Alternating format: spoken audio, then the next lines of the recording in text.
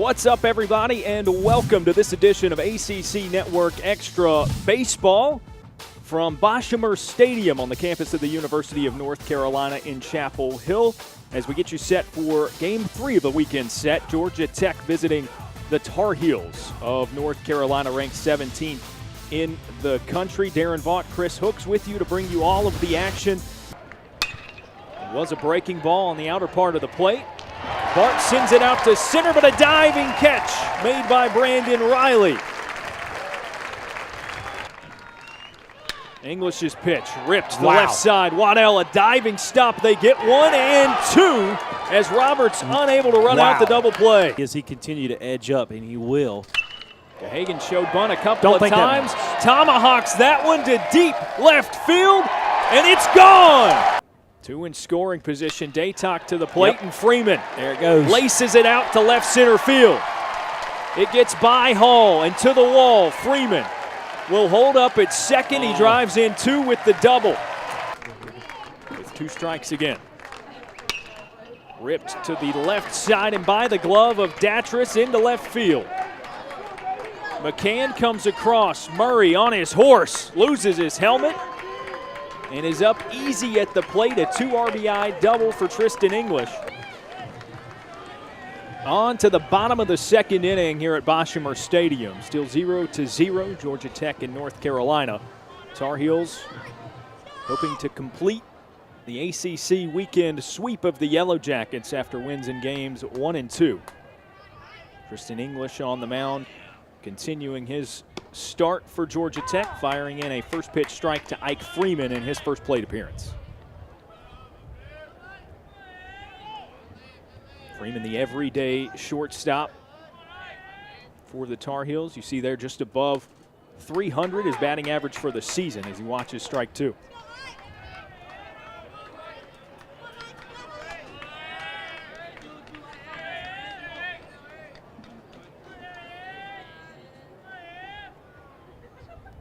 Freeman, a .281 batter when leading off an inning. He takes a big cut and misses for strike 3. Quick work by Tristan English for out number 1. He just went high fastball on that. Just watch the replay here. He just said, all right, Ike, go get it. And Ike had no chance. And up now, you may hear a bit of a rise in the crowd. That means Jackson Hesterly is up to the plate. He, of course, the hero yesterday with the pinch hit grand slam. That was with 2 strikes and 2 outs in the bottom of the 8th inning. He's in the lineup today, starting as the designated hitter. I'd say that earned you a start. At the very least. An appearance. At the very least. And if you're a good enough player and continue to work more magic into further appearances, he might become a staple in this Tar Heel lineup as we approach postseason play. Yeah, he's only coming into today. Had only played in 22 games, 6 starts this year. You know, you talked about the sequence in which he came in. That was kind of a quick thing, and I think that just highlights the genius of Fox. And sometimes you got to play a hunch. 2-2, misses high and away to Hesterly.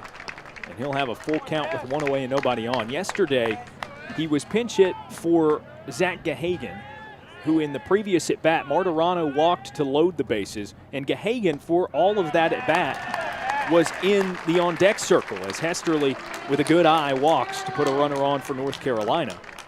And at the last second, as Martirano was trotting to first base, the decision was made to swap the 2, and Hesterly comes up. Who knows how long he had known he was going to be even a possibility for that at bat, but he swings at 2, fouls him off, and on pitch number 3, sends it over the right field wall to tie it up in a big moment. Breaking ball in the dirt off the chest protector of Bart, and Hesterly advances to second, so a runner in scoring position and a count of 1-0 to Cody Roberts. You look at that at bat for Hesterly. It was a ball, fouled off a pitch, saw a strike, and then ball and a ball. So again, good eye there by him, and I think Coach is certainly seeing some things in practice and in preparation for games where he feels like he's comfortable with Jackson Hesterly as a full-time hitter, at least at this point, and he proved it yesterday and here today. He gets the walk here with 1 out.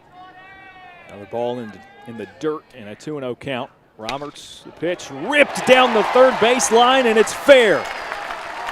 Hesterly will come across to score the first run of the day. The ball's bobbled in the corner and left, but Roberts holds up at second with an RBI double. I tell you what, you're starting to see this Carolina team really start to put it together. Again, over the last few weeks, that's been the case. Just clutch hitting, big hits, 1 out, guy on second. What do you do? Down the line, easily score that runner. Cody Roberts, if you leave him at the 7th spot, and again, Coach Fox, I guarantee he has different ways to put him. But if you can keep Dallas Tesser at the leadoff and he continues to produce, then you put your leadoff guy down at the 7th spot. That's going to open things up for Carolina as far as continuing to manufacture runs, because Roberts was your leadoff guy a couple weeks ago. He now stands at second base as Brandon Martirano digs into the batter's box. And Martirano, as we mentioned earlier, 4 for 4 yesterday, is on an absolute tear as a hitter. With 1 out, English set. And the first pitch, a fastball, registered for strike 1. And I had a chance to meet B. Mart a couple weeks ago, and we were talking, he and Paul Shuey and myself, and he was just talking about how he felt like he was seeing the ball really well. Just things weren't going his way, and then on that Sunday, it's the home run. And again, you're seeing his average. It's not the greatest right now, but he's starting to hit pretty well. Up to 253 on the season after yesterday's perfect day. And a 1-1 count now to today's catcher defensively, Brandon Martirano. Breaking ball dealt. And there for strike 2, no swing. And Tristan English has a pretty good little breaking ball there. Again, it's 72 miles an hour. Did a nice job of dropping that one in there. And you can tell he certainly is able to find his spots. But he did not pitch in his freshman year at Georgia Tech. Then missed last year with Tommy John. So he's getting his opportunity here, and I'm sure he's still trying to work out some kinks. Talented two-way player, the type of guy that really reminds you of Georgia Tech legends like a Matt Wieters, who's gone on to have a very successful major league career as Martirano goes down swinging for out number 2. And again, great placement by English, just puts it on the inner half of the plate. Martirano choked up a little bit. Can't get the bat around, and it brings up Zach Gahagan with 2 away.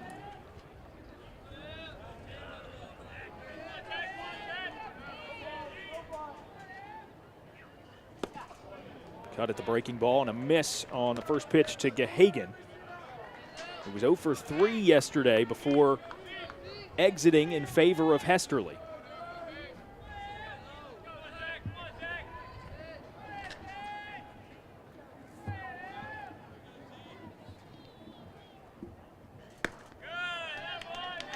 English off the mark to even us up 1-1. Gahagan, a .252 batter on the season, 26 RBIs.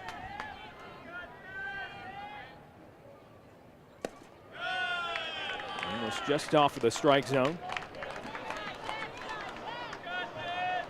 Count of 2-1. That one Absolute dropped just filth. Barely a bit low of the strike zone, but of course it traveled a long way vertically to get there. I mean, you just look at the history of Georgia Tech, and when I talked about you don't typically see a Georgia Tech team struggling at the plate. That's why you got Micah Owings, who was there for a while. You got Mark Teixeira. You got Tyler Green. You talk about Matt Wieters. I mean, we haven't even gotten to Jay Payton, Nomar Garcia-Parra. And you mentioned Micah Owings. That was another two-way guy, a tremendous pitcher as well as hitter for the Yellow Jackets. He did leave to go to Tulane, but you know, Jason Varitek, I mean, that team that made the College World Series, You know, back in the mid '90s, they had they did run up against a buzzsaw in Oklahoma. Full count pitch, 2 away. It's sent sky high and out of play. That's one thing you associate with Georgia Tech. That's pounding the baseball.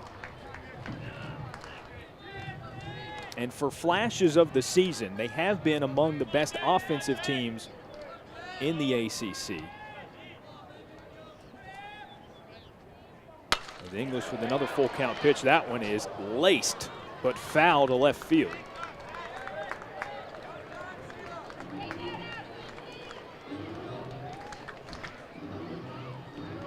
We'll have a 3-2 pitch, take 3 in just a moment. 2 away, runner in scoring position. North Carolina able to get on the board with 1 run already this inning.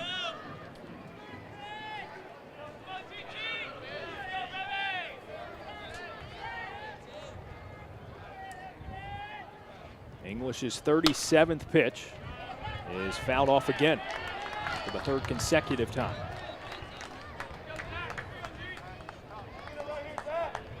I like what Gahagan's doing here. Gahagan certainly is feeling like he's seeing the ball really well.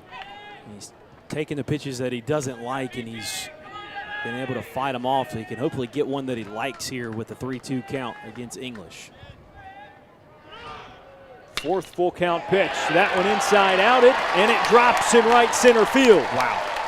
2-0 North Carolina leads, and Zach Gahagan stays at first with an RBI single. They should take that at bat. Daron, they should seriously take that at bat. That's how you battle at the plate. I mean, he fought and fought and fought, sees a pitch that he likes, choked up on the bat, took it to the right side, drove in a run. I mean, that is station to station, fundamental Mike Fox baseball right there. He watched his way to a 3-2 count, fouled off 3 consecutive pitches that could have been strike 3, but he didn't prefer. And then takes that one as it is pitched to the opposite field and drives in the 2nd run of the day for the Tar Heels. Dallas Tesser now again the batter as we get back to the leadoff spot for North Carolina. First pitch, flied out to right field, and that retires the side, but North Carolina takes a 2-0 lead as we end the 2nd inning on the ACC Network Extra.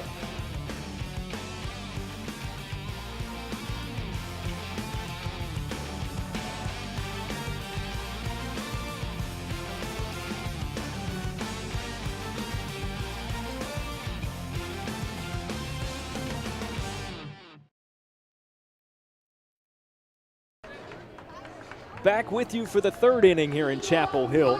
Daron Vaught, Chris Hooks in the booth at Boshamer Stadium to bring you ACC baseball as North Carolina plates 2 in the bottom of the 2nd inning to take a 2-0 lead over the Yellow Jackets. Here in Game 3 of the series, wins in favor of the Tar Heels both yesterday and Friday. They're looking for the sweep here as Cooper Criswell continues his work on the mound. First pitch and a foul tip. Good for strike 1 against Austin Wilhite. He and his twin brother Nick both due up this side as it'll be Wilhite now down 0-2, followed by Colin Hull, the freshman, in the on-deck circle, and Nick starting in center field today and batting 9th. Swing and a miss, and Criswell put it on a string and yanked it away at the last second. He did it with the exact same pitch 3 times in a row. Curveball, 78 miles an hour, 76 miles an hour, 77 miles an hour. Just exact same spot every single time. That was just perfection. It'd be safe to say that Wilhite's kryptonite is the curveball. At least in that particular plate appearance, there can't be any doubt as Colin Hall now at the plate, the left-handed batter for Georgia Tech, watches the fastball for strike 1. And they went fastball outside on Hall there. 0-1 fouled away, and again an 0-2 count. Criswell making quick work of Georgia Tech. The one thing that really impressed me with the Tar Heels in the last frame, again, 1-out walk, followed up by a double, and then a 2nd out recorded, then an RBI single. I mean, that's you're just taking what is given to you and just taking full advantage of it. Yeah, nice job there by the bottom portion of the lineup to get it done. High chopper to the middle infield. Ike Freeman gloves it, makes a quick throw to retire Hall for out number 2. And the freshman trots back to the dugout. And you got to give Freeman credit there. That was a high chopper, so to speak. So he had to come out quick with it. Again, as you watch the replay, he had to come off the high hop. He had little to no time to get it out because of how long it took to get there, as he kind of played back on it. Nice job there by Freeman. I've always been impressed with him over at shortstop. I think he does a fantastic job for Coach Fox. Confident in his arm because you can make a couple of different decisions on the play there. You can either run it up and field the short hop and then have plenty of time on a throw, or sit back as Freeman did.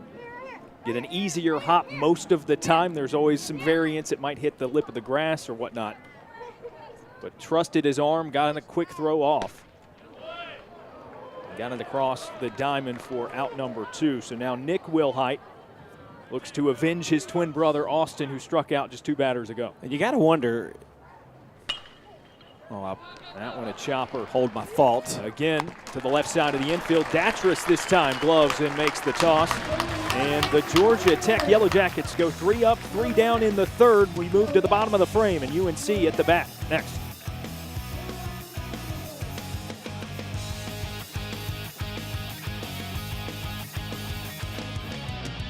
Bottom of the 3rd inning, a 2-0 lead for North Carolina. As here at Boshemer Stadium, Chris, plenty to do outside of watch a nice baseball game. Maybe have some fun in the bounce house on the concourse here. Although there is a young boy, I guess, who is the PA voice here this inning. I think I'd rather be doing that than jumping in the bounce house. He did a good job, though. He just introduced Michael Bush. Well, what I was going to say earlier, as far as Freeman and that bouncing ball, and I'd love to talk to him about this because he stayed back on it. You know, he's probably taken so many ground balls here at the Bosch that he knows how it's going to bounce 9 times out of 10. I wonder if on the road he charges that because he wouldn't know how it was going to be. That's an interesting point as Michael Bush sends that one deep to right field, and it's fair and gone. A home run for Michael Bush, a solo shot, and it's 3-0. You know, I'll just say this about him. He just flat out mashed that, to say the least. But my concern is to the pedestrian walking behind the field because they had to run on that moonshot coming their way. There are the trees, as you see there. And there's a bit of a walking trail. Watch him, see? And we saw a couple people were startled by home runs that were hit in batting practice earlier in the day. Bush sends that one out, a no-doubter for his 10th of the year. And Kyle Datris follows that up with a deep fly ball to center, but Wilhite there at the warning track to make the grab. And you know what? I'm going to have to blame the helicopter in right center field that kind of killed the momentum of that fly ball by Datris. Are you saying it's possible that the propellers? Yes, that's what I'm going to. Pushing that's some my air downward yes. to bring down Datris's home run ball. That's my expert analysis. Obviously, I'm kidding, but. It was interesting timing how that happened to work out at the same time. I get it. Again, Bush, I've just been so impressed with him. I mean, you know, he has just busted out, to say the least, here this season. And I know Carolina faithful have to be really excited for what he will continue to do. That one, another long fly ball hit by Brandon Riley, but it ends up in the North Carolina bullpen. 1 away, an 0-1 count. Bush, by the way, that's his 10th home run of the season. He leads the team in that mark. He's now driven in 46 runs on the year.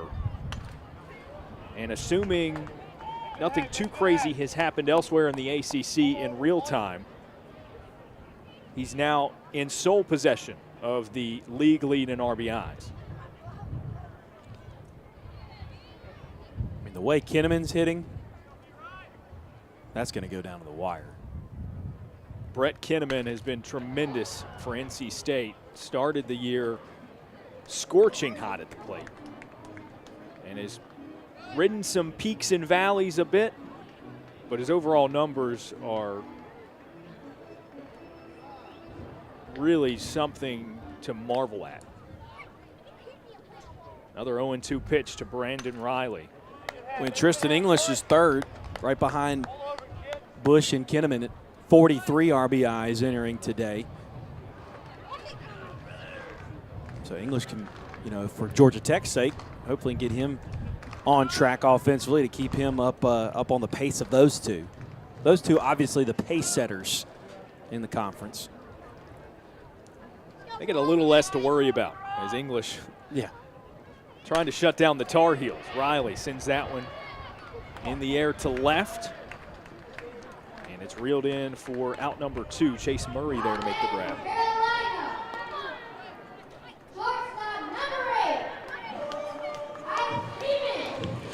And the young PA announcer doing a great job introducing Ike Freeman as the next batter. You're right.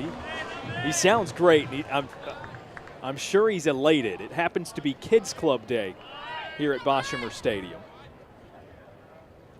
As the first pitch to Freeman, he shows bunt, offers at it, but misses for strike 1. Why did they have that back in the day when I was growing up? I would have done that in a heartbeat.